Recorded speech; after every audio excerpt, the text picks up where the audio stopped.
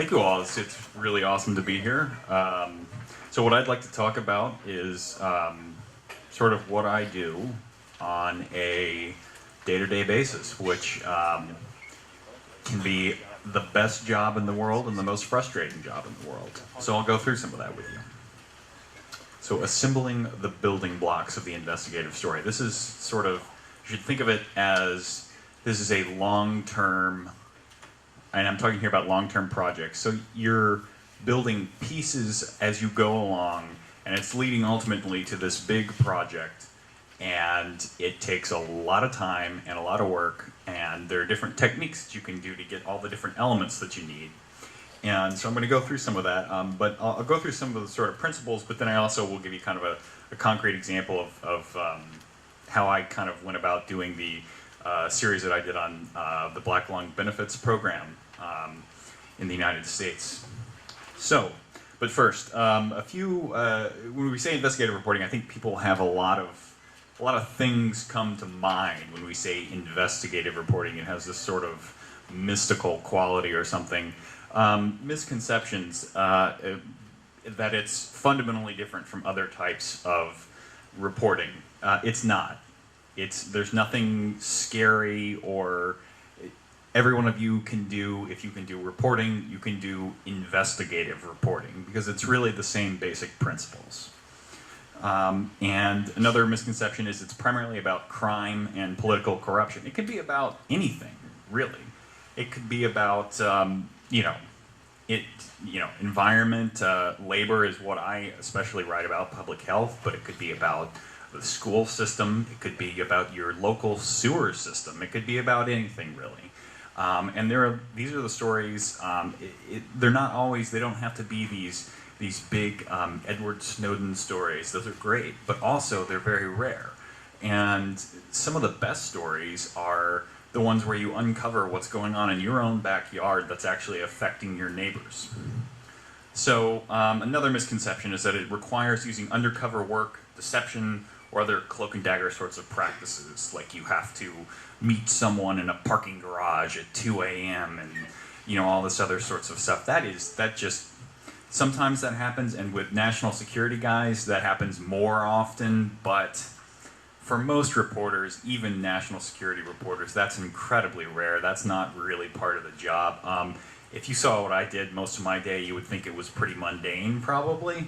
I love my job, but it's also not like this big thing where I'm constantly running around meeting anonymous sources and looking at leaked documents and all sorts of stuff like that. So investigative reporting, the takeaway here is you can do investigative reporting. And you don't have to be a specific type of person to be an investigative reporter either. There's sort of this view of the investigative reporter as someone who's, this slick, fast-talking person who, sends coded messages to people in the newspaper and leaves, a flower pot when you want to meet in the garage, or whatever you've seen from Watergate or any of these stories. That is very rare. And there are actually a lot of reporters, a lot of investigative reporters who are introverted, nerdy. I'm not saying that I am. Maybe a little bit. But you don't have to be a particular personality type to be an investigative reporter. But you do, I've found that a lot of investigative reporters have these traits, and that's curiosity, patience, persistence, and intellectual honesty. So, curiosity, by that I mean a lot of great stories just come from looking at the world around you and asking why things are the way they are. And that often leads to really interesting places that you wouldn't have thought of otherwise. Patience. This job requires patience, definitely. This is a long process. Things that you would think are very easy to obtain and should be pretty quick work are not. And things that you think should have easy answers usually are complicated. And it takes parsing that out, and you have to embrace that. And I would say you also have to be okay with not seeing your name in print for a long period of time. Sometimes, months, even a year is how long the last project took me.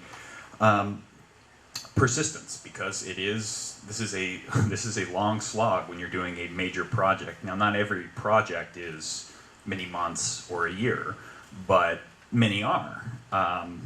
So, you're going to be knocking on a lot of doors. You're going to run into a lot of dead ends. You're going to get doors slammed in your face. You're going to have disappointments, and you have to bounce back from that. And then intellectual honesty. That's something you don't hear a lot with journalists. Journalists sometimes get a bad rap, and sometimes deservedly so. But it's important to recognize your own biases, because we all have them. The notion that we can be totally unbiased is not reasonable, because every human being has opinions. So recognize what yours are, and be fair to people, even when you think that the conduct that you're seeing them, that their actions are, quite frankly, reprehensible. Even if you despise them as a person, treat them fairly. So, what makes a story an investigative story? Again, this is not some bright line where you take a story and say, oh, now it's an investigative story. There's not a clear distinction, but there are some things that I would say a lot of investigative stories raise these points or seek to answer these sorts of questions. So it reveals information that otherwise would have remained unknown. So, great example, if not for the Washington Post and the Guardian, we would not have known about what the National Security Agency was doing in terms of collecting our information. If not for the Wall Street Journal, we would not have known that the US government performed lobotomies on a lot of World War II veterans. These are all recent stories. And then it names names, and it holds powerful interests, whether they're public or private, responsible. I think that speaks for itself, but that's a pretty key point. And it doesn't merely raise questions. To the extent possible, it seeks to answer those questions.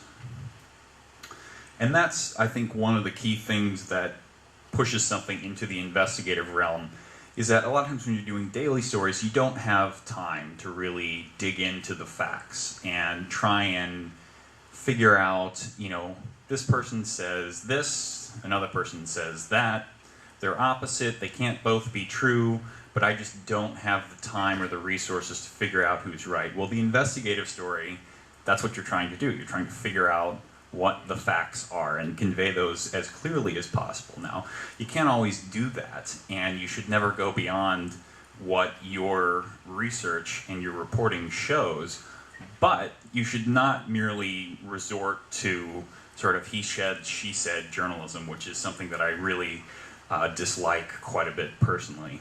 And it's important to acknowledge what you don't know and what you haven't been able to figure out in your reporting. So, where do ideas originate? You're going to do the next big project.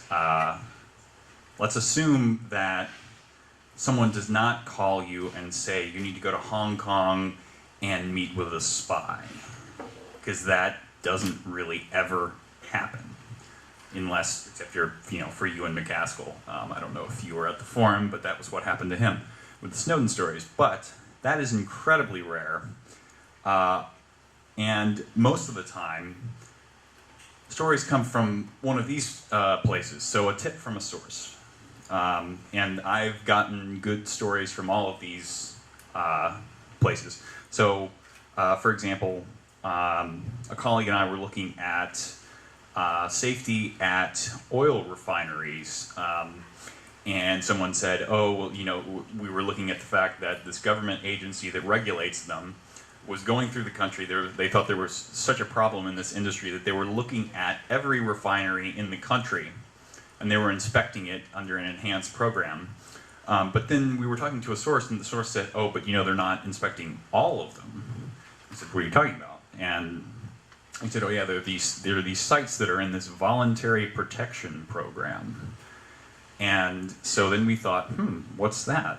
Well, it turns out there's this program that you can have the government look at you and look at your company, and if you're a star, and they literally give you a gold star, and then they'll exempt you from inspections, the regular inspections. So we decided to take a look at that, and it turns out that those sites really aren't that much better. Well, they really aren't any better, and we found a lot of cases where they were killing people and there was not a lot happening to them. So that led to a good story. Mining data or documents. This is not always ideal, but sometimes good stories come from, say, you're interested in a specific area, and maybe you get everything about all the inspections that the government has done of pipelines in this area over a certain period, that carry natural gas or petroleum or whatever it is. And then you start to look for trends, you start to look for outliers, you start to look for bad actors. Oftentimes it's better to come in knowing that there is probably a story there and to use data and documents as a tip sheet. But that's not a horrible way to go about finding a story. But this last one is the one that I probably get most of my story ideas from, and I think a lot of people do. And this is just looking at and exploring unanswered questions raised by news stories, government interest groups reports, scientific studies, all sorts of stuff like that. A lot of times, daily journalists don't have the time to really dig into these issues that they raise. They raise a lot of important questions, but they don't have the time or resources to try and answer them. Well, if you're an investigative reporter and you do, or if you are lucky enough to have the time and resources to look into it, that's great. And I found a lot of times I'm reading a news story and I'll get to the very bottom of it, and it's something that's almost a throwaway line by the reporter, but it sort of triggers this, it's just this, like I was talking about curiosity earlier, it's why is that the way it is? Or how did we get here? Or how often does this actually happen? A lot of times it will be a news story about a single event, and then you'll start to think, well, I wonder how common that is, and why is that able to still happen? So you can just sort of work outwards from there. That's actually how the Black Lung series that I did arose, and I'll go through that in a minute here. So when you're deciding to launch a project, this is a pretty big decision. It's not like deciding to go cover a court hearing. This is a huge commitment of time and resources. Depending on the story, it could be many, many thousands of dollars to report the story, a lot of your time, months, maybe a year, and you have to, of course, always think down the line, what if I get sued? What am I going to have to pay to defend this? Hopefully it doesn't come to that, but that is a consideration in these kinds of stories. So I try and think through these things, and I think a lot of other people I've talked with basically go through a similar thought process. So when I'm evaluating whether there's a story there and whether it's something that I want to spend my time doing, I try and define as clearly possible what is the story. What is the story that I think is there? Now, obviously, at this early stage, you can't know for sure, but you should have some idea what it is. And if you can't explain this in a sentence or a short paragraph, it's probably not a focused enough topic. And you need to rethink how you're framing it or what you really want to look at.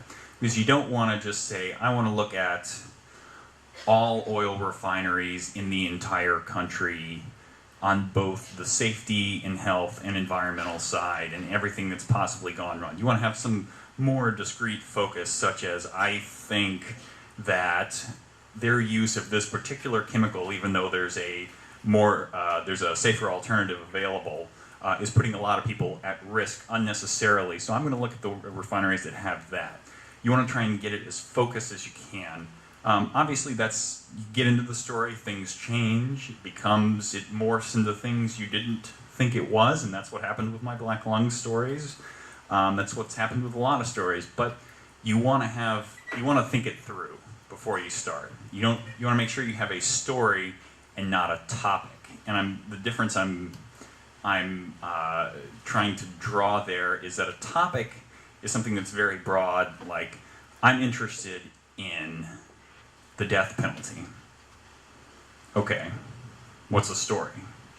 You have to have something, it has to be something more like, I'm worried that there's a shortage of these chemicals that they're using in lethal injections, and that's leading to people suffering unnecessarily and violating the US Constitution's 8th Amendment in the process. Something like that. So, second point that you want to think through is what's your hypothesis, and how will you go about determining whether it's true? So this might sound a little bit like the scientific method, and that's journalism is really more of an art than a science, but you do in some ways, when you're starting an investigative story, you have a hypothesis to some extent about this is the problem that exists, and I'm seeking to either prove or disprove it, and how am I going to go about doing that? So you may have a good idea, but if there's no way that you can go about evaluating it, it may not be worth a lot of your time invested in this, because you may not really be able to advance the public's knowledge of what's going on here. And also, you want to, it's very important here, back to the intellectual honesty point, that you're not just looking for information that's going to prove your hypothesis. You're looking for information that's going to disprove your hypothesis. You want to know about that while you're reporting. You do not want a story to come out and then have someone say, "Oh, but you didn't look past, you didn't mention this and that," and you want to know every criticism of your story before it comes out. And then you want to think through worst case scenario. So, if you're doing a story and everything just completely falls apart when you're reporting it and it doesn't pan out like you thought it would, is there still some story there? Is there something that you can tell? And that's another one that's really hard to know, but it's worth thinking through. So maybe you hope that you have this data and you think that it's going to show, you can do an analysis and you'll find the top 10 polluters in the country or something like that. But then you get into it and you realize the data quality is not good and you can't do it. You can't responsibly assign a top 10 list or do anything like that. So is there another way that you could go about salvaging a story out of that and still highlighting important issues of public concern related to, say, pollution in that example? So getting started in the process. And this big warning here. This is me. This is sort of how I approach projects. Other reporters don't work exactly this way, and they do a great work. And for some people, this may not work best for you, but I personally, once I've gone through all those sort of questions, and I feel like there's a project there that I want to do, there's a story I want to tell, I will try to immerse myself in the subject matter as much as possible. And with me, it doesn't border on it. It clearly goes into obsession. But that's just me in some ways. But I think of it as dropping yourself sort of into this world, the world that you're reporting on, which is sort of a subset of the world that you know, but it's a very particular area that is pretty specialized. So you want to learn as much as you can. And then you want to, usually what you're writing about is a world or a system that operates in a particular way. So you want to learn as much as you can about how that system is supposed to operate and when it's working properly. And then that will allow you to tell when and where it isn't. So a lot of times at the beginning of a project, I'll read something And it won't seem that surprising. And then I'll go back later after I actually understand the system that I'm looking at and realize this is striking and a big problem. And then you can convey that to readers, but you wouldn't have known that initially going in. So you want to try and understand as much about the world as you can. But you also want to recognize you're not an expert, and that's actually a good thing, because you can bring certain things to the table that people in this, who are in this system that you're looking at, probably can't. So a lot of times I found when I drop myself into a system like this, there's this sort of inertia where people within it just sort of, they know that there are these problems, but they've accepted that's kind of the way things are. They don't know how to go about challenging that, or what they would do, or they almost, and sometimes just see it as that's part of the system now, even though it's really a perversion of it. So we're fortunate because we have a different perspective. We're outsiders. We're outsiders looking at this world. And we can think differently than people in the system about how to gather evidence to expose what's going on here. And then we also may have, very often, more freedom or time than the people in this system to actually look at this. So, you know, for instance, in the black lung system, the lawyers who are handling these cases are so overworked. All they can do is just barely keep their head above water with their caseload. They don't have time to go back and take this, you know, broad look at the system the way I would. And the other advantage is that we're not actors within this system. We're not beholden to the other people in the system. We don't have to play nice necessarily. If we do a story that says so-and-so's a crook, we're not going to have to deal with so-and-so again, probably. We're not going to have to, negotiate a settlement with them in the future. Now, that's not, do not take that as a free pass to take cheap shots at people, because that is not what I'm saying. You have to be, again, fair and responsible. But a lot of times, people within a system will hesitate to really bring out all the facts about some of the people who are in it. So what can we do? Here's how you might break new ground. One way is you can look at evidence that no one has thought to look for before.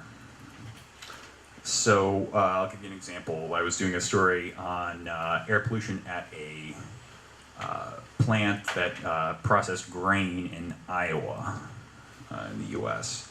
And I happened to get a trove of emails among regulators and the company.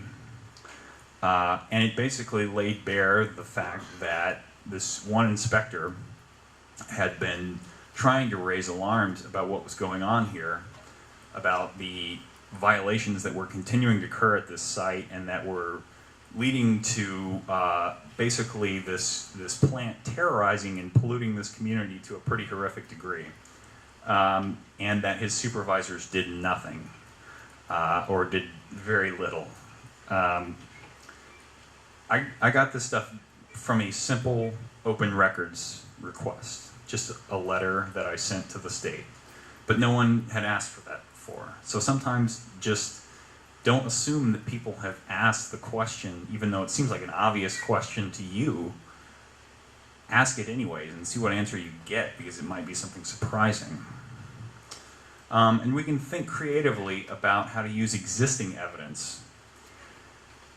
So there's a lot of stuff that's out there already that people haven't really thought about very carefully, and they haven't looked at it very closely. So, for example, the agency in the United States that regulates workplace safety has a branch that does inspections and will issue violations and fines and various penalties. They also have a branch that is dedicated to cooperative programs. So, like what I talked about earlier, certifying that this site is, high class and it's deserving of a regulatory exemption. So there are databases for each of those, but they don't really talk to each other and no one's tried to make them. So what I did was, to sort of simplify it, cross-reference the two databases and found that some of the sites that they were saying were top-notch, at the same time their other piece of the same agency was saying this is a horrible site with all these violations that killed someone. So that's a pretty surprising thing, and it was just sort of out there and no one had looked at it in that way before. And then another thing that we can do is just sort of do the grunt work that other people aren't able or willing to do. So for example, certain refineries in the United States, oil refineries, use a toxic substance called hydrofluoric acid that is very efficient for what they, for boosting the octane of gasoline. But it's also incredibly toxic and incredibly dangerous to the community if there were any sort of accidental release, because it travels very, very far, and this is, the effects of it are, I won't even get into it, but it's horrific. We partnered with a TV outlet and they started calling it the death cloud. It's pretty awful, and there are safer alternatives out there, but they're using it anyways. So what we did is, we found out that the Environmental Protection Agency has reports on worst case scenarios if this chemical were to be released from all these refineries that use it. But they're stored in a reading room, which is basically a library for the agency.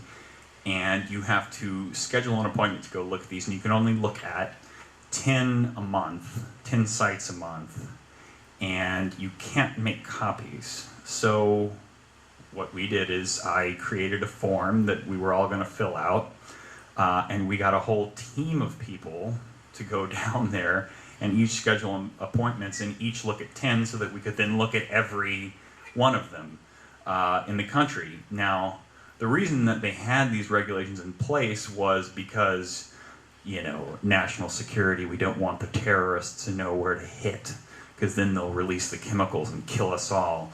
And they couldn't possibly have done the exact thing that a team of reporters just did, which is kind of absurd. But we just gathered the reports and found that there were 16 million people who were potentially in the danger zone of being either seriously injured or killed if there was an accident in one of these sites. So how do you go about doing these things? Where do you go? Where do you look? Sources. That's the first thing. And by sources, I mean people. Look for knowledgeable people in the field who can lead you to key documents and other information, not just give you quotes. So a lot of times in daily reporting, when we call someone up, we're looking for that good quote. We want them to summarize something clearly and say something, maybe borderline outrageous or a little bit inflammatory, and then we'll quote it and it'll look good. With investigative reporting,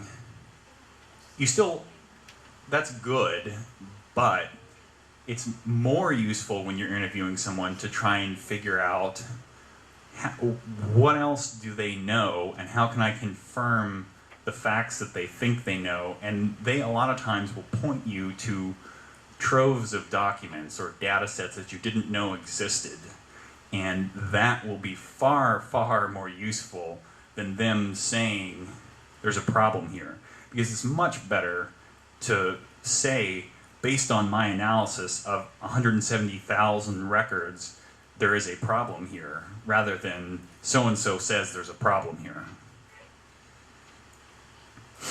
And also, again, with the intellectual honesty thing, I know I'm harping on this, but it's very important. Seek out people who don't just reinforce your hypothesis. So, again, you want people to poke as many holes in your story before it comes out as you can. And my editor talks a lot about this, and he calls it no surprises journalism. So his basic principle is that the people that you write about can feel, after the story comes out, they're allowed to feel any emotion, hatred among them. That's a frequent one. Outrage. But the one thing that they can't feel is surprise. They should never be surprised about what you said about them. You want them basically to know what you're accusing them of before you publish the story. Allow them to respond. Allow them to provide evidence that would disprove your hypothesis. And that's not just to protect yourself, but that's also just the right thing to do.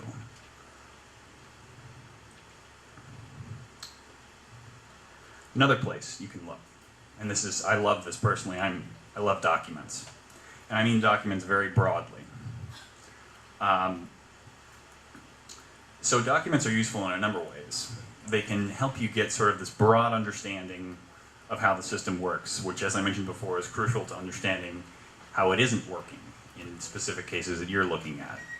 So this would be places that you might not ordinarily look.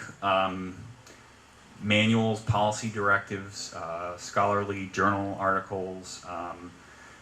For the black lung stories that I did, I read a lot of medical journal articles, a lot of legal, a lot of law review articles. I read a couple books on black lung.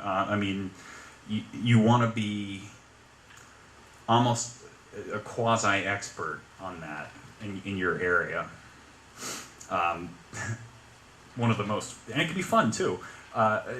For one story I was doing on false confessions in criminal cases, leading to wrongful convictions of people, I read the leading police manual that every cop trains on to learn how to interrogate a suspect, which that's a lot of fun. I don't interrogate people because I personally find that approach unethical, but it's interesting to know. And then look again for things that will point you to other supporting information. So other documents, other data, other people to talk to. So, for example, the story I was doing about that voluntary program that I mentioned earlier was looking at the policy directive that implemented that program. One of the most boring things you will ever read, but it details that, it says stuff like, the examiner shall record such and such in this database. And then you start to think, well, what's this database? This sounds like it has some good stuff. So I requested it. No one had ever requested it before. And it did have a lot of good stuff. And it led to a pretty interesting story. Another place you can look is data.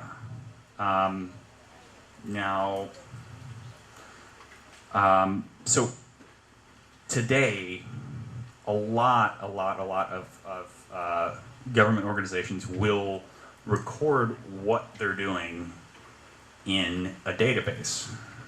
And a lot of times even they will publish online how they're recording this information. They won't necessarily release the information itself freely online, but they will at least say that they are recording it in this way. And then once you know it, you can use freedom of information laws, which I understand that you do have something similar to our Freedom of Information Act here, to request this stuff. So if you see a reference to a database that sounds interesting, write a letter to the government and say this is an open records request for that database. But also, and data is very trendy in this field right now. And there's this misperception among a lot of people that it will answer all your questions, that data knows all, and will provide the definitive quantitative analysis to understand anything. That's almost never the case. There are serious limitations with most databases, and you want to understand that, and you want to understand what it's telling you and what it's not telling you. So use with caution. So I'll go now through an example here of kind of what I've been talking about, and this is the black lung stories that I did. So how did I get onto that story?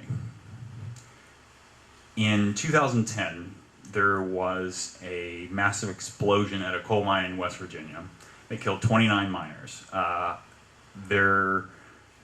So there was the governor of the state appointed a task force to look into what happened and provide a report.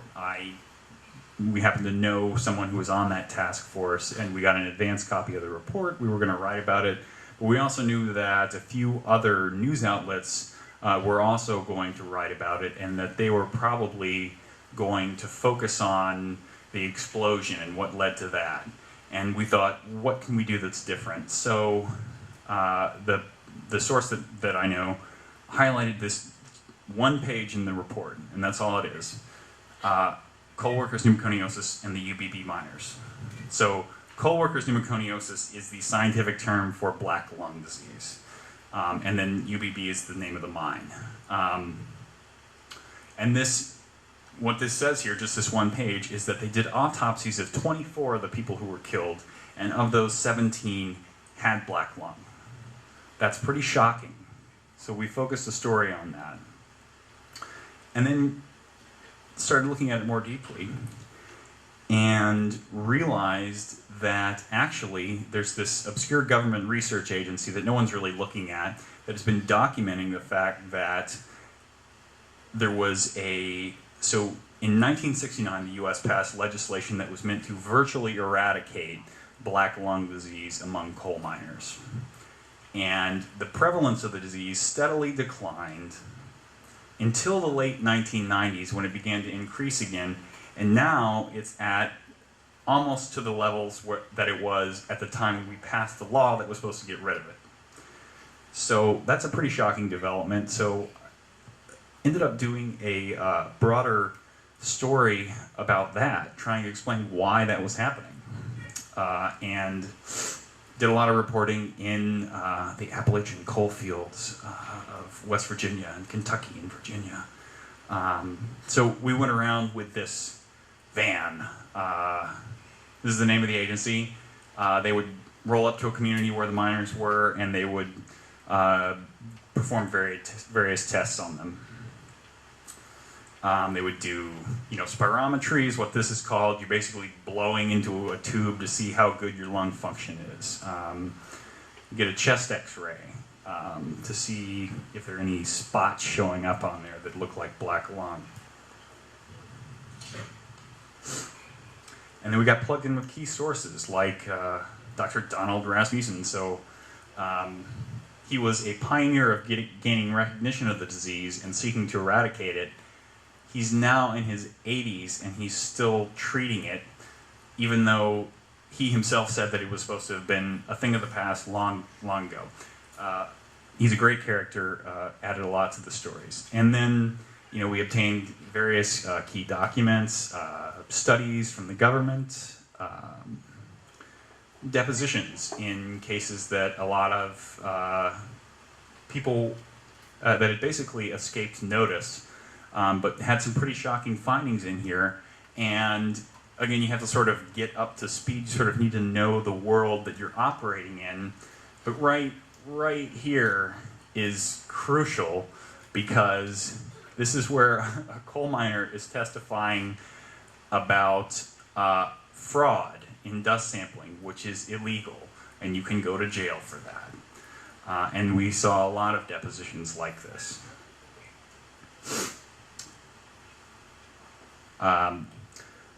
Also downloaded there's some data that's publicly available from the government agency that regulates this stuff, downloaded that and worked with it. That had to do with enforcement actions at these sites. And then other data I had to file open records requests for. I got it. Looked like this. This was very useful. It doesn't look like much, but this actually was incredibly important. And then it's always important to have a human connection here. So I met the Markham family, and we've got Tommy, James, Donald, and Ray. They all have black lung.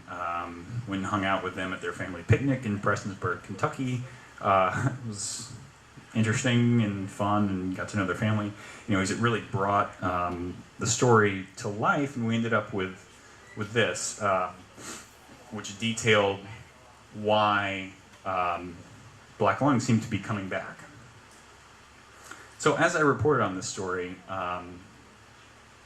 I started to hear a lot of complaints about the benefits system, and this is at the same time that we passed the law that was supposed to eradicate the disease or virtually eradicate it, we also set up a system where people who did get the disease could be compensated for it by applying and going through this process. And if they have the disease, they're supposed to get payment, and they're supposed to have their medical benefits for treatment related to the disease covered. I was very, very reluctant to do this story because it's very complicated, and it would involve taking on lawyers and doctors sort of on their turf in areas where they're experts, and I am definitely not. I do not have a law degree. I do not have a medical degree. I have no particular expertise in either of those areas. And so how was I going to do this? Well, I didn't really think I was. But I came across the case of Gary Fox. And what happened to Gary was just so horrible that I read, that I said, if this is true and this is happening on any sort of wide basis, I have to do this story. I have to find some way to do this story. So basically what happened to Gary was he'd been a coal miner for a very long time in jobs that would have a high probability for developing black lung. And he'd gotten very short of breath, he coughed a lot, he had all the classic symptoms of black lung. He had no other possible explanations for what he was experiencing. So he applied for benefits. He had a piece of his lung removed. Doctors had seen this weird spot on x-rays and thought, gosh, we hope it's not cancer, let's make sure, let's go in and just cut it out. And so they did, and they looked at it, and the local doctor basically said, it's not cancer, I don't know what it is, it's inflammatory pseudotumor is the word he used, which basically means nothing. And so that he made no connection between that and black lung, because he just thought it was something weird in his lungs. He was ruling out cancer. The law firm, when he filed his claim, immediately recognized that this could be a significant piece of evidence. So they got the slides without his knowledge. They got the pieces of his lung, sent it to their own pathologists, and those pathologists looked at it, and what they said was not inflammatory pseudotumor, but that both of them found that it was severe black lung disease, and that there was probably more of it in his lungs. They buried these reports, and because of that, he lost his case. They convinced all of their other doctors and the judge that one inflammatory pseudotumor diagnosis was the only interpretation of the pieces of lung that existed, and based on that, Gary lost his claim. He had to go back to work. He got progressively sicker over a number of years to where he basically couldn't go on, He desperately needed a lung transplant, and he ultimately died waiting on the lung transplant. It wasn't until years later, so here are the reports. This is what they withheld. He almost definitely would have won, gotten out, perhaps gotten to get a lung transplant that might have saved his life or prolonged it, but he didn't because the law firm buried this stuff. So it wasn't until this man got involved, John Klein, that he started figuring out what happened, and he had sort of a weaving career path and didn't become a lawyer until later in life. And it was basically because he's a very passionate advocate for minors.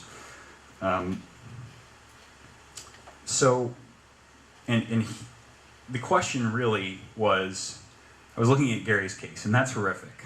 That should not happen to anyone. But the key question was, is this happening on a large-scale basis?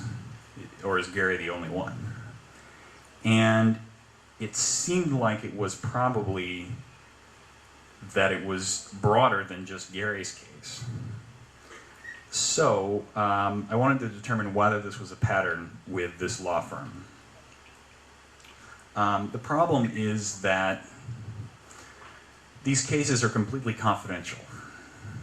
For good reason. They contain a lot of private medical and financial information. So what I had to do was identify cases of potential interest and then go to the minors, or in a lot of cases their surviving family members, and ask them if they would sign a form that would give me access to their full case file. And almost every single one of them did, because they felt like they'd been grievously wronged by this system and by the law firm involved. These are some of the people, some of the minors. These guys all had black lung, all evidence withheld, and there are many other cases as well.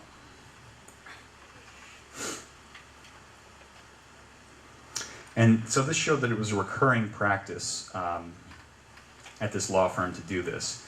But while I was reading these cases, I also came to see that doctors played an important role in the system. So this is something that I did not anticipate going into the story. And like I said, you have to sort of adapt a little bit, and you can't know what the story is going in all the time.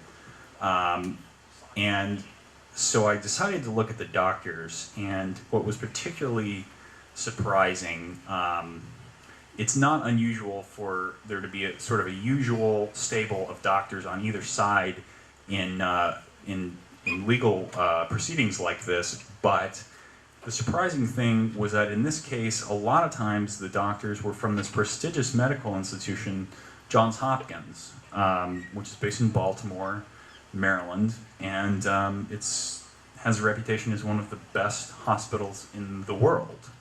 And this is a leading radiologist at the top of his field.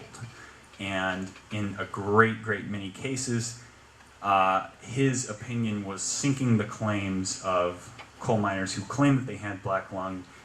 He said their x-rays show they don't, and the miners lost over and over again. So I decided I needed to determine what his record was. So that was fairly difficult, because you want to have, ideally there would be some sort of database here, but there wasn't.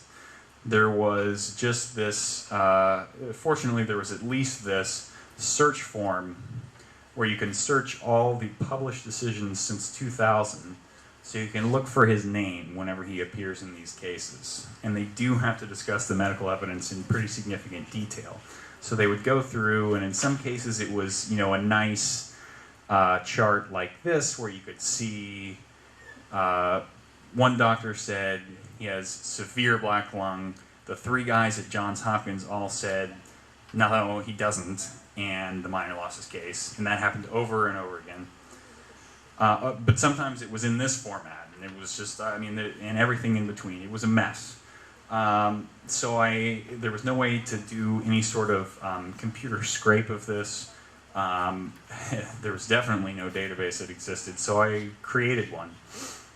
And this took months, but I basically logged it.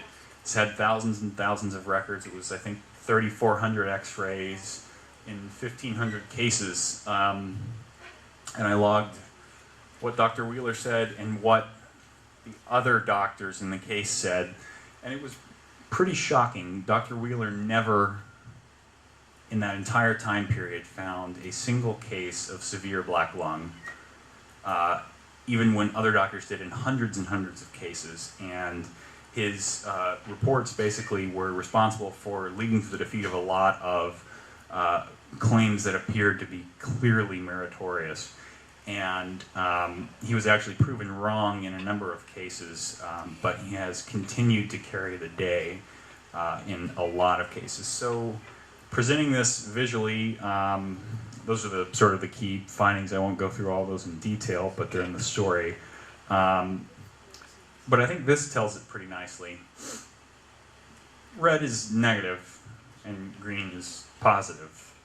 So these are the same x-rays. So this shows a pretty clear pattern here of Dr. Wheeler never finding the disease, which just goes beyond any sort of statistical probability here.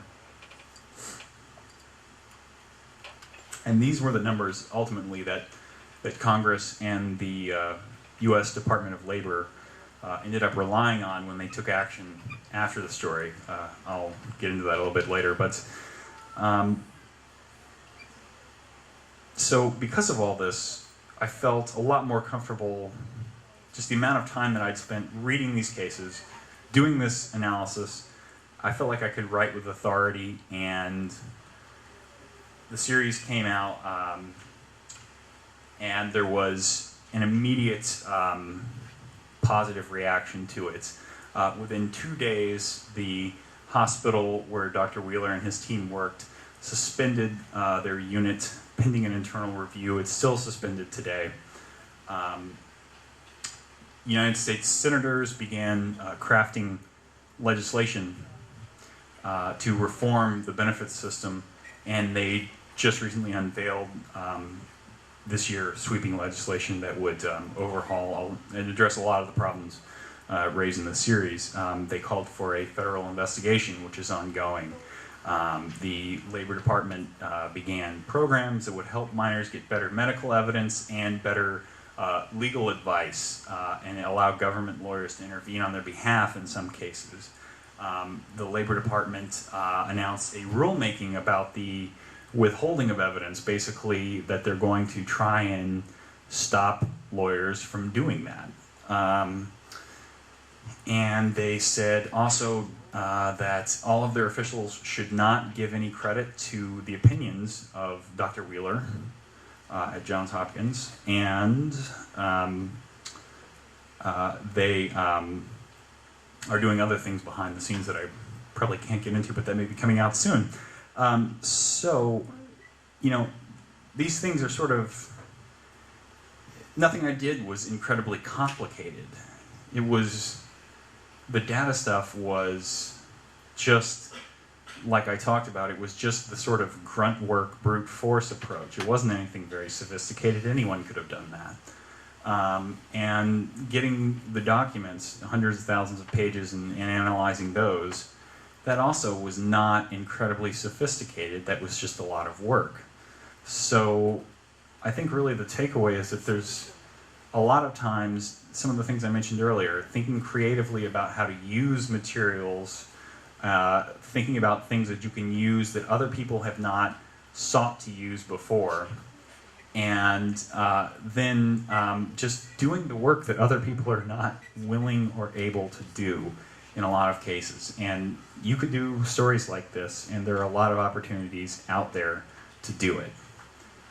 So I do want to leave plenty of time for questions here if you guys have any.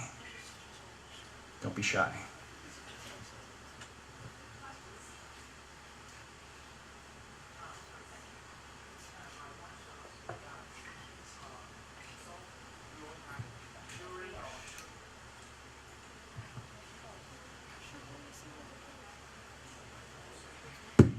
Hello, Chris. I want to ask that during your process to investigate the black lung issue, I think you must have come across a lot of so sophisticated material.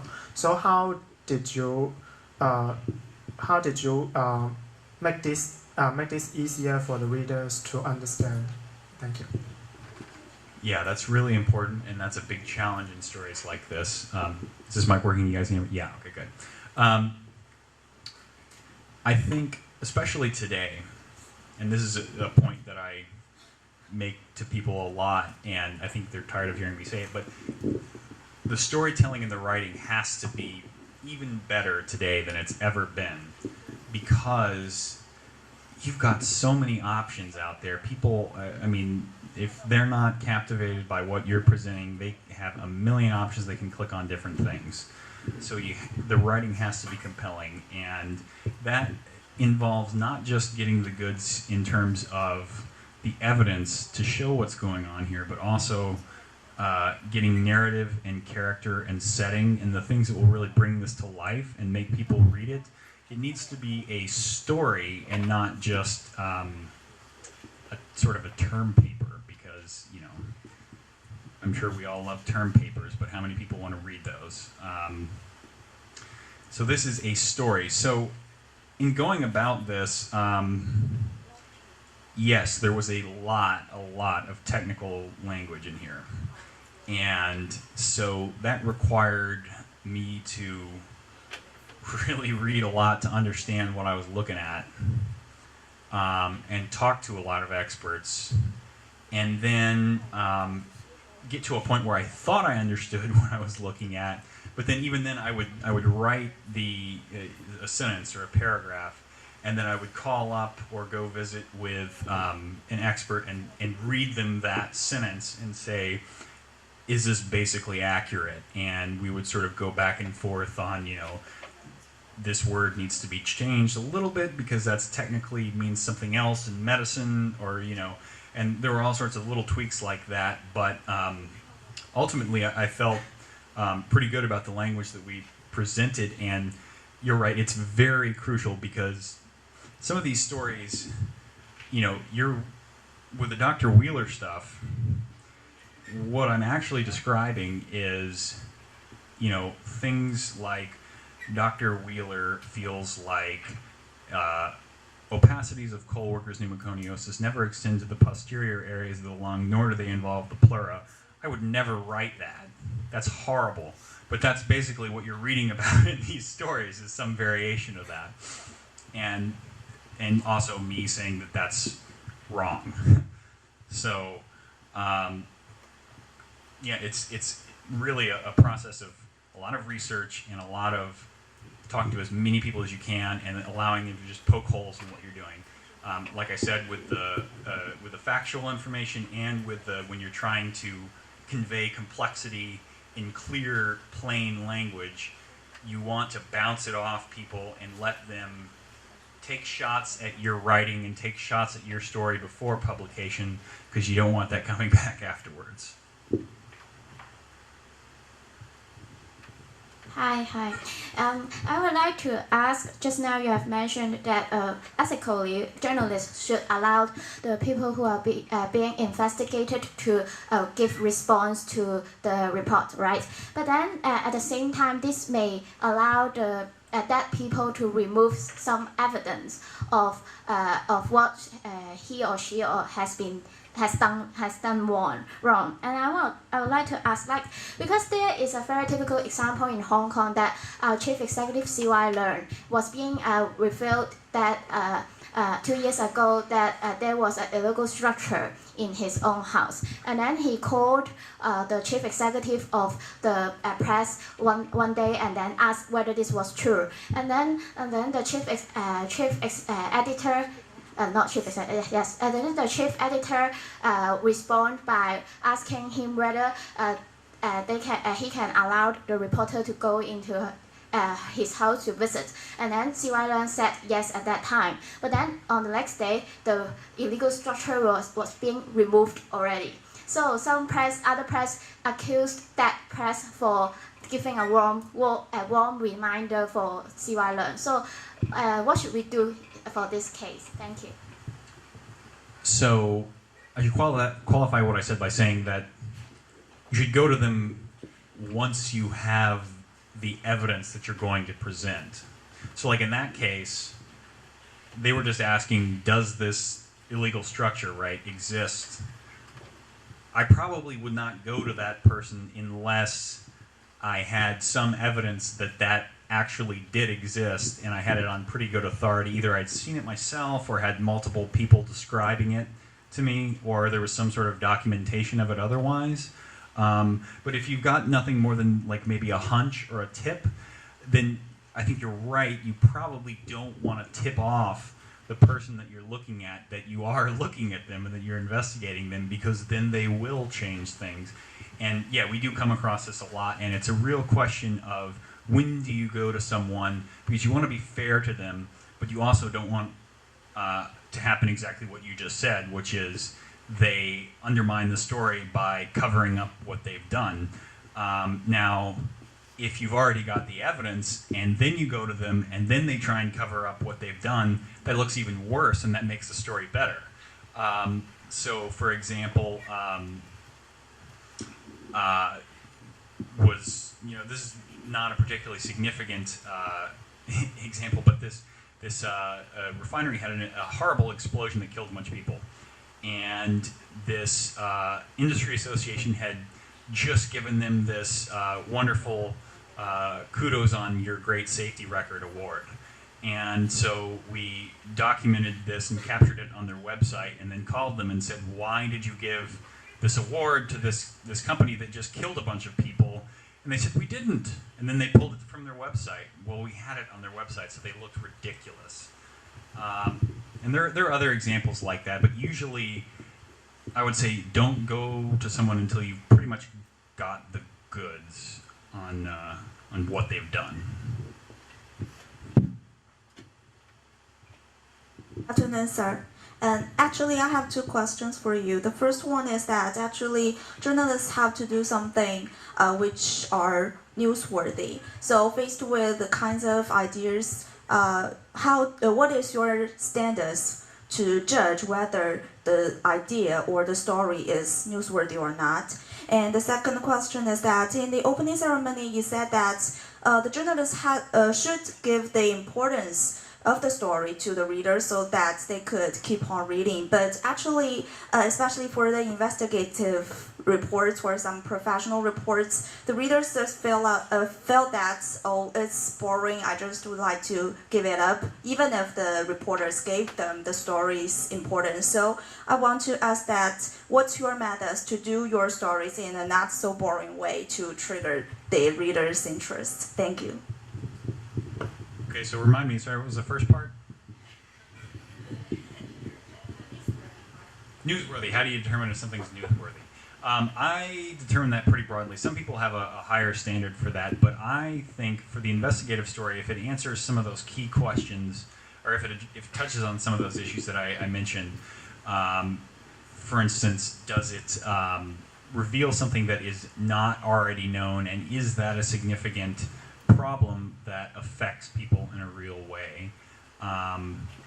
So, you know, that's a judgment call. It's always a judgment call when you're trying to decide whether something's newsworthy.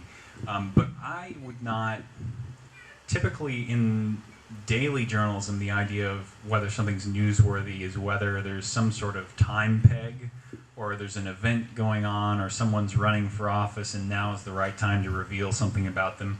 I think with investigative journalism, if it's an important story, it's always going to be good. It's always going to be relevant. If there's an important problem that affects people that you can expose, I would say that's always newsworthy. And let's see, your second question, how to make people keep reading. Well, there's certain people who are just not going to continue reading a long story no matter what you do. So you've lost them. If you write for them, you'll end up writing, you know, like a 10-point list that goes for half a page, and that's not what you want to do. So it is important to make it readable, though. And some of the key things that that need to be in there are you need to convey, I would say pretty high up, you need to answer the question, why should I care? Because every reader is going to be thinking, why should I care? If you've got a long story, they're going to have some idea that there's going to be a payoff at some point, that it's going to be worth their time. You're basically saying, reader, come with me, I'm going to take you on a journey, you'll learn all these things, and also it'll maybe be kind of enjoyable or aggravating, it'll make you angry and want to change something, or you'll have learned something new. And you kind of have to make that promise early on in the story and then continually deliver on it throughout. And there's that's a very difficult to do, but you want to have people relate to other people. So to the extent that you can include humanity in there, that's key. Now, there are some stories where that's very difficult. I've struggled in writing about things like climate change because it is such a big issue that affects a lot of people, but it doesn't necessarily, you can't pinpoint how it affects a specific person in a specific way at a particular time. So it's not always possible, but the goal should be, for instance, like with the black lung stories convey early on, he lost his case because these lawyers withheld evidence that showed that he actually had this disease, and this has happened to a lot of people, and it's a long-standing problem that has led to the wrongful denial of benefits for a number of people.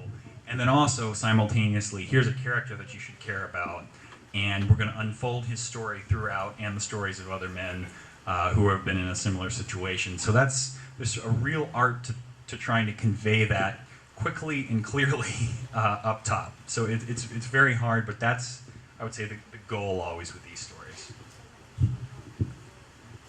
Hi, Chris. I noticed that your story is all like a long-term story. So I want to know how to do keep passion or do the time management through the long term, because it's like if you just do the research and to interview people about a certain topic for 1 year, it would be you will get really sick of it. And are you just step back for a while and to refresh your idea about topic, or you will do any other things to to refresh it?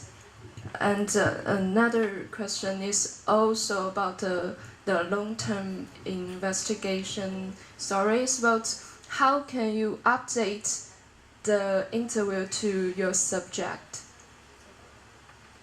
Sorry, what was that last part? Update? Yeah, it's like if you interview one person and it takes a long time to follow his updating status. So how could you choose the right, I don't know if it's the right way to put it, right person to interview or follow or update? Yeah, thanks. Right. So, your first question, with investigative stories, they do often take a long time, and it is a marathon. It's definitely not a sprint, and you have to be passionate about the story. So that's why it's important to go through all those things that I said about when you're deciding whether you're going to launch a project, and try to answer all those questions. And one of the questions that I didn't include is also, do you personally care about this? Because there could be an important story, but if you don't care about it, you're not going to put in the work over a year. So, and it doesn't have to be a year. That's unusual. It's more commonly, weeks or months or whatever it may be. Just different stories call for different amounts of time.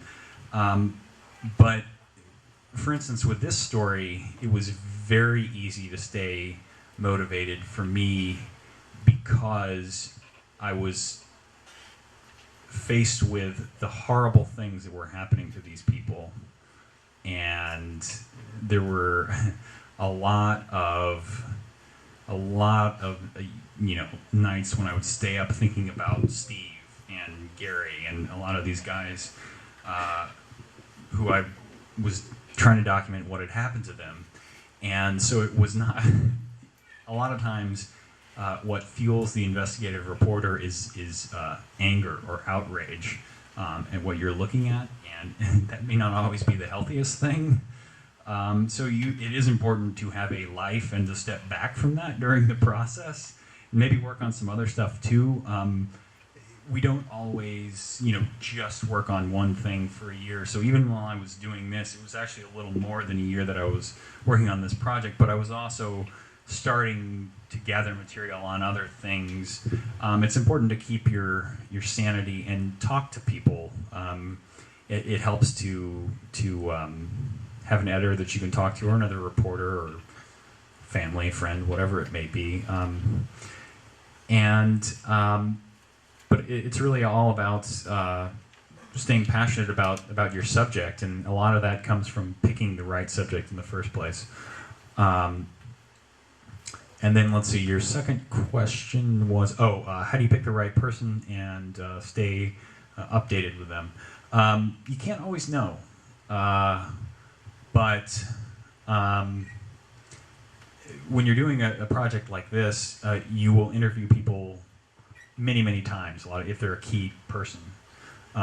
So Steve Day, this miner right here, I interviewed him and his family, I don't know how many times. I mean, continuously over a period of time, and you check in with them and see if there's anything new, and try and make sure the story's not changing. I don't know, you can kind of just do, in the same way that you ask yourself a series of questions to decide whether the story is the right story for you, you would go through sort of a similar set of questions to decide whether you've picked the right character. And also, you don't want to necessarily put all your eggs in one basket here. You want to have maybe a few potential characters that you're in touch with, and then that ends up actually being beneficial, because while I chose in the second story to focus on Steve, there were a bunch of other guys who I'd also been in touch with, and their stories were in there much shorter, but they were supporting various points at other spots in the story, and I think that made it a lot stronger. So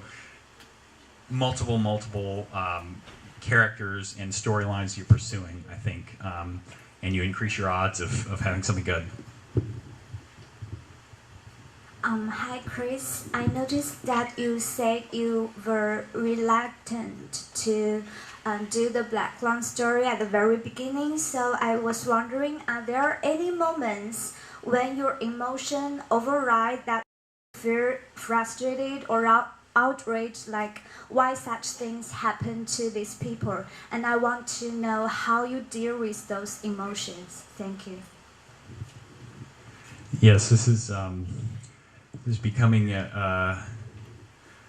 this is why investigative reporters need a lot of therapy. We do have to. I mean, it's sort of an occupational hazard with any reporting gig, but I think with stories like this, you do get extraordinarily attached to people and topics.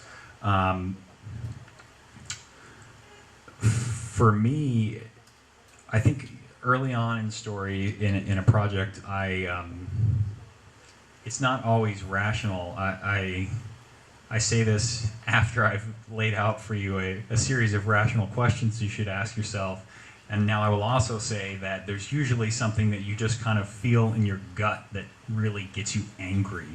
And that's important to your question, that to know that you're going to have that to be able to sustain yourself for a prolonged period of time while you're looking at this. In terms of dealing with this, having someone to talk to and having some perspective, like I said, my editor right now is great. So I kept up with Steve after the stories. Steve Day, this miner right here, followed him. Talked with his family, talked with him pretty regularly. He was going through some health issues earlier this year. He was in the hospital. I went down to West Virginia and visited him. was fortunate that he was awake and able to talk when I went to visit him. And then a couple days later, he slipped back into unconsciousness. And not long thereafter, he died from black lung. And I ended up writing a story recently about how his autopsy proved definitively that he had the most severe form of black lung once and for all, and really erased all doubt that the doctors at Johns Hopkins were horribly wrong and had done a horrible, horrible thing to this man.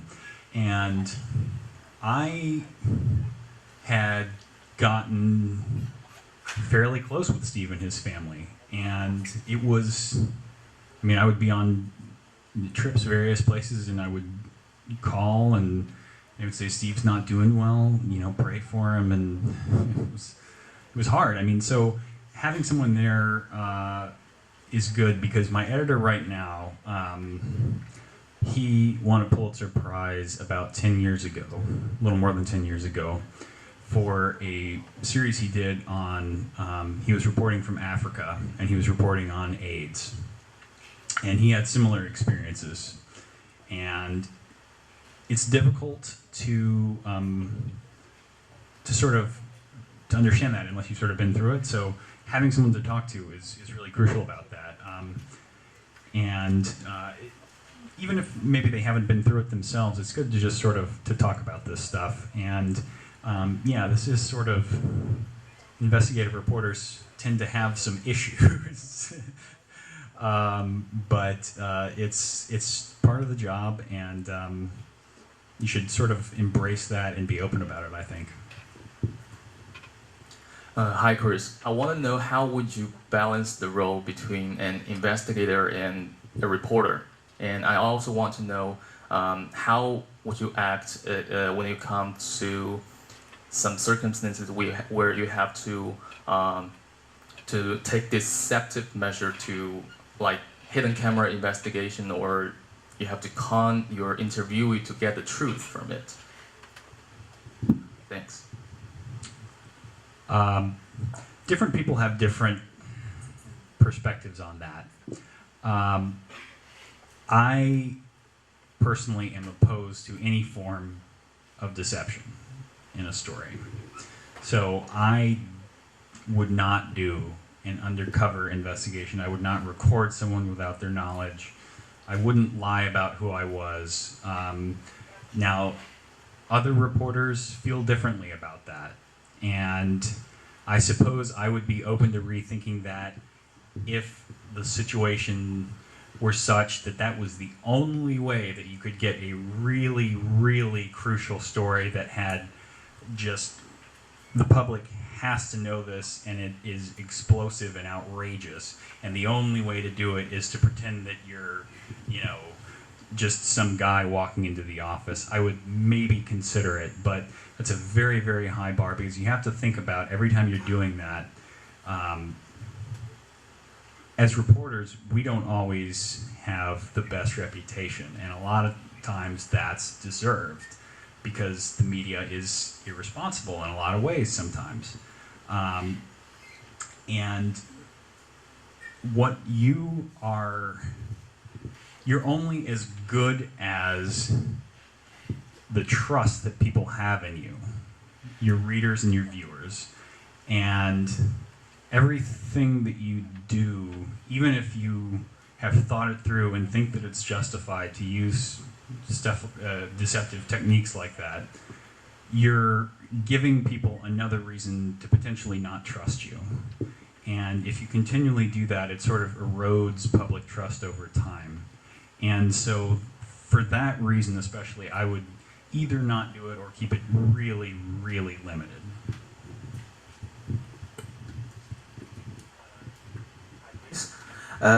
You have mentioned at the very beginning that no one can be 100% unbiased, and therefore you say that when you try to raise a hypothesis, you also look at the opposite side. You look at some counter argument.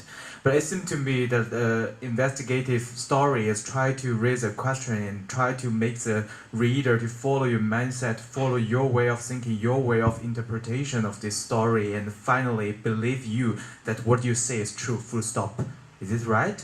Will you also include some counter arguments in your investigative story to make the reader have a sense of reflection? That's my question. Thank you.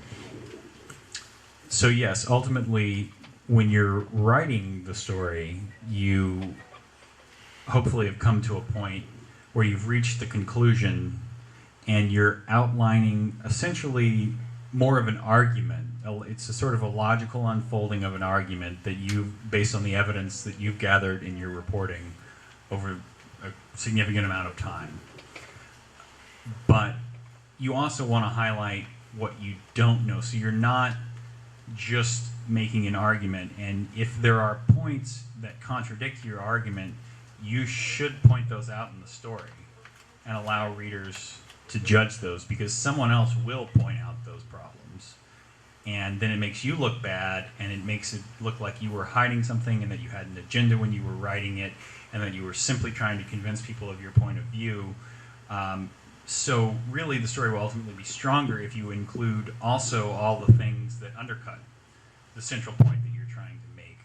And I think if you gather enough evidence, people will appreciate you're doing that, and they'll trust you even more because you acknowledge evidence pointing the other direction, or you've acknowledged what you don't know or what you can't say. So I think investigative stories, although they are essentially presenting an argument, it's an argument that is based on, again, like I said, intellectual honesty and fairness, ultimately, if that makes any sense. Hi, Mr. Hamby. I noticed that you used to work for the Center for Public Integrity, which is an NGO, but now you have changed into the BuzzFeed.com, which is a typically online media. Can you share some experience about the difference between working in totally different kind of companies? Thank you. Well, it's actually not that different. The Center for Public Integrity has a name that sounds like a lot of Washington think tanks, but it actually is just a newsroom that does investigative journalism. And that's basically what I'm doing now at BuzzFeed. I'm on the investigative team there, and I just do long-term investigative projects. So I haven't really changed that much from... I mean, I think of my job as basically the same thing. And I just have a larger audience now. But yeah, I mean, I think they both have a lot of value. I love working both places. Hi, Mr. Hamby. Thank you for your presentation. I have a question about career development. I've been working in this field for 2 years, but I didn't have any journalism education in my college. And every time I go to professional presentation like this, I feel both happy and concerned. What I feel happy about is there's more tools and skills I learned today to do better reporting. But what I'm concerned is that, well, there's still a lot of stuff I don't know. And I saw you went to graduate school for journalism. So I'm wondering, what is the most effective ways to, get all the skills and tools to go to graduate school, or just listen to more presentations and continue working in this field? This probably doesn't carry a lot of weight coming from someone who did go to school for journalism, but you don't have to go to school for journalism if you want to do journalism. It's not like being a doctor necessarily. It's much more of sort of a practical field where you can really pick up a lot of stuff on the job, and things are constantly changing and evolving. And so, I mean, even since the time that I was at the University of Missouri, they've overhauled their curriculum. And so people coming out of there now would learn a completely different thing than what they taught me. Except for, this is what I think is the key value of journalism education, is that you learn basic principles in terms of how to just go about, to judge what news is, how you would go about gathering information, and basically ethical boundaries. And you can apply those in whenever new situations arrive or new technologies evolve. We can't really know, and that's the exciting thing about being at BuzzFeed right now, is that things are changing so fast, and we're we don't. Our philosophy is kind of we don't know the answer. Let's just try something and see if it works. And sometimes that's useful. So with one story we did recently, we did a GIF that was of this man's lung, and it showed it was a normal lung and his lung, and it was alternating back and forth.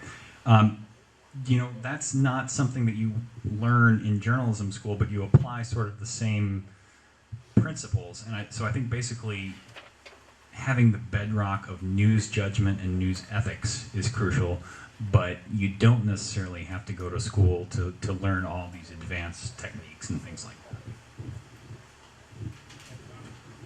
that. Good afternoon. The chief executive of Hong Kong believes that the Occupy movement has been subject to foreign intervention. And my question is, how would you comment on his claim? And is there any direction for us to investigate whether his claim is valid or invalid? Thank you. So I wouldn't presume to comment on his claim, because I really don't know enough to offer a valid opinion on that. In terms of how you would go about investigating whether that's true or not, well, let me think. You would want to get specifics of who allegedly is involved. Who are they saying are the foreign interveners here? What is their evidence? Is it based on anything at all? So, I mean, that's just sort of basic journalistic principles of asking a lot of questions. Maybe, if you want to talk to me afterwards, and if you have some specifics, I could maybe offer you some guidance on things to look at. I just don't know enough about the specific situation. Hi, Chris. I'm just curious about whether you have incurred the worst situation in your investigative reporting. Like, it seems that all the data, statistics, and documents you have does not have a positive correlation, and your hypothesis has been rejected. So, how do you work out for a plan B to write your report? And how do you feel at that time? Thanks. Really bad. No, I've had that experience. This year I've had stories that I thought there was a story there. I looked into it for maybe a month, 2 months. Turns out there's not a story there. It's just not a story. And you have a conversation with your editor, and everyone's disappointed, but the responsible thing to do is just to spike it, just not to do it. So it's a lot worse to try and put something out there that is just this contortion of the facts that's just horrible, and you'll just get yourself in hot water, and you'll end up just confusing the public, frankly, which is sort of the antithesis of what you should be doing as a journalist. And then sometimes, you get into a project and there's still a story there, but it's not what you thought it was originally. So we had this big project that we were going to try and do at the Center for Public Integrity. That was, we were going to try and find the most, 20 years after Congress was supposed to eradicate the worst forms of hazardous air pollution, these certain toxic chemicals that are in the air released from, power plants, refineries, steel mills, smelters, and things like that, all sorts of industrial facilities. What does the data show are the worst ones, and why are they like that? Well, it turns out that the data is really crappy, and we simply could not answer that question. So we pivoted, and what we did was use a number of data sources to be a sort of tip sheet, and our reporters kind of fanned out to various sites across the country, and we picked out different stories that sort of exemplified problems in the way that the laws are enforced. So we couldn't say these are the worst, but we could say, here's a site in New York that shows that our list of chemicals that we're regulating is incomplete, and they've completely dumped this unknown thing on these people. Here's a site in Iowa that shows that there are all these loopholes in the regulation that allow them to completely cover this town in ash. So, that's not a list of, it's not a comprehensive list. That's not the story we thought we were going to tell, but, we made it work, and I think it turned out pretty well. But it's really about adapting and being kind of honest about what you have and what you don't have, and whether it's worth continuing to go forward, or sometimes you just got to make the hard decision and kill it, which I've done recently, and it really, really sucks, but sometimes it's the right thing to do. Hello, Chris. I would like to know, in the investigative reporting, you have to reporting for an events for nearly 1 year, and you talk with the people for numerous times. But after the reporting, you don't have to talk with that man or that woman forever, maybe, or sometimes you may maintain your relationship with him or her.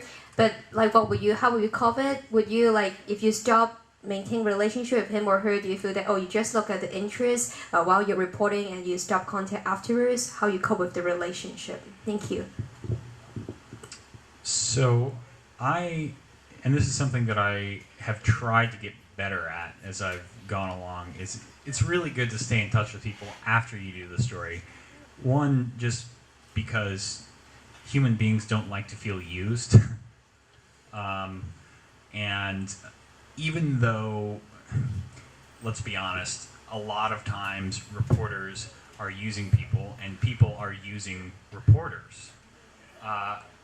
You will use people and people will use you. That's just what the business is, and the sooner we come to terms with that, the better we'll all be. But it's also good to keep in touch with people, not just for the human reason of being a decent human being, but also a lot of times you get good follow-up stories that way. Or they can lead you to other things. People aren't necessarily interested in just one thing. So someone who you talk to for a story about black lung disease, they're a doctor. Well, maybe they also know about all these asbestos claims that are being filed, and they turn you on to this company that is scooping people up off the street and illegally using them to clean buildings that are filled with asbestos, and they're all getting lung disease. So you never know what's going to happen. So it's just always good to sort of check in with people. And I'm not really very good at that, and I constantly try and get better. But just if you have downtime, just call someone. Hi, Chris. Thank you very much for your presentation. So I've got two questions, and the first one is that how you mentioned about having a hypothesis before going about on doing your investigative reporting. So my first question is, how do you formulate a hypothesis? And my second question is, you talked about data journalism as being the frontier of journalism right now, and I was just wondering, since you're doing investigative reporting, and in this particular example, you went through a lot of public records, documents, and whatnot. So I was wondering, how important is coding, learning coding, for journalists right now? Yep, thanks. So that's a good question. First point on the how you develop a hypothesis. it's so a lot of that's a term that I use. A lot of journalists don't think of it that way. They just say, "What's the story?" But I really think of it as a hypothesis because it is something that you're trying to prove or disprove. That sort of comes when it's just something that sort of emerges as you sort of get familiar with a subject area, and it usually involves, for me, I just read a lot and talk to a lot of people who are really smart. So a lot of journalism is relying on people who are smarter than you are to tell you things, or at least who know more in a specific subject area. So I try and get the lay of the land on the subject that I'm writing about, and then kind of narrow down the key issues from there and try and get more and more specific until I've got, here's a specific problem that I can prove or disprove, hopefully. And so your second question, coding. That is, yes, data is increasingly important now because it's more widely available in a lot of contexts. And that is a major trend in journalism, is that a lot of journalists are now proficient in coding. I am not. That's actually something that I would hoping to teach myself at some point. So if you can learn that now, that's terrific, because there are journalists in America who go to workshops to learn that specifically, and that is something that a lot of times, if you say you have data skills, or you can write Python or Ruby or whatever it is, that just saying something like that in a job interview with a lot of times the people who you'll be interviewing with are a little bit older, and so they'll kind of just, like, their head will explode when you say those things, and they'll think you're the smartest kid ever, and it's really helpful. But it's also good to remember that you should think of that stuff as only one tool in your toolkit. So that shouldn't be everything. You also want to have a really strong base in just reporting and talking to people and using documents, and so it's just sort of, you have all these things that you are able to do, and the more things that you're able to do, the more stories you're able to tell. But it's important to pick the right tool for the particular story that you're doing. Timing, I think we better stop the Q&A question here. I apologize for those who can't ask, but thanks for all the questions who are very well asked and also with high quality. Just to sum up, in Hong Kong, it's very sad that we are having fewer and fewer investigative reporting. Firstly, it's because a lot of media organizations, they don't even have investigative reporting team. Because rather they spend a lot of resources on instant news or developing multimedia. Secondly, is partly, not all of our readers or audience, but some of them, they actually are losing the patience in reading words or reading really difficult story. They're just looking for eye-catching pictures or a specific quote or even animated news in Hong Kong.